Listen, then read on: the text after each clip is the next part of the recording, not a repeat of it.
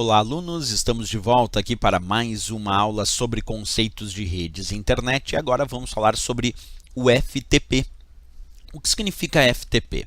Bem, traduzindo, FTP significa Protocolo de Transferência de Arquivos. E é o protocolo responsável por realizar a transferência de arquivos do computador cliente do usuário para o servidor, como também pode ser utilizado para transferência de arquivos do servidor para o computador cliente do usuário. Essa é uma primeira hipótese.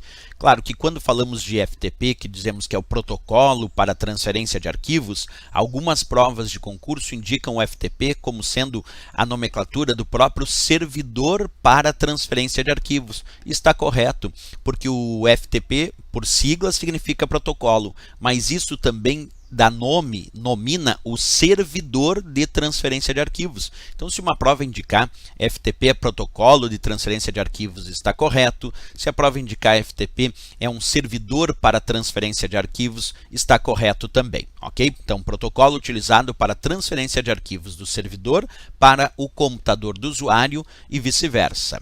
Bem, quando a gente fala dessa história de transferir do computador do usuário para o servidor, do servidor para o computador, nós podemos então dizer que o FTP é utilizado tanto para o download, que é o recebimento desses arquivos, quando o usuário transfere via FTP arquivos lá do servidor para o computador dele, ou também para upload, que é quando o usuário transfere o arquivo do seu computador para o servidor.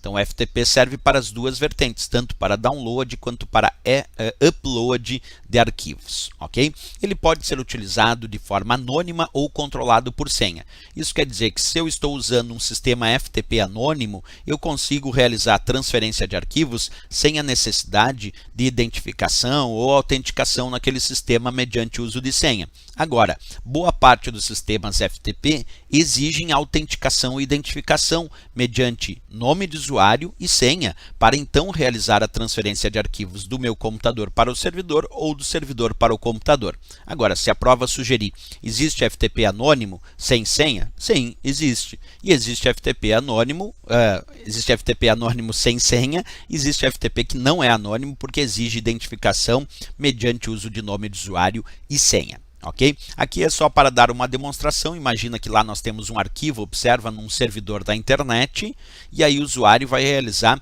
a transferência desse arquivo mediante o uso do FTP. Então, se a prova sugerir para transferir arquivos, a resposta é FTP. Percebe? Das duas maneiras, acompanha comigo. O FTP serve tanto para download, que é quando o arquivo vem lá do servidor para o computador do usuário, como também para upload, quando o arquivo vai do computador do usuário para o servidor.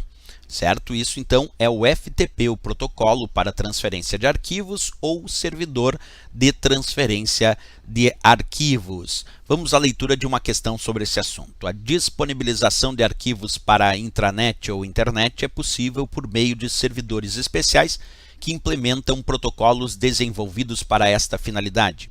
Tais servidores possibilitam tanto o download, recebimento, quanto o upload, envio de arquivos, que podem ser efetuados de forma anônima ou controlados por senha, que determinam, por exemplo, quais os diretórios o usuário pode acessar.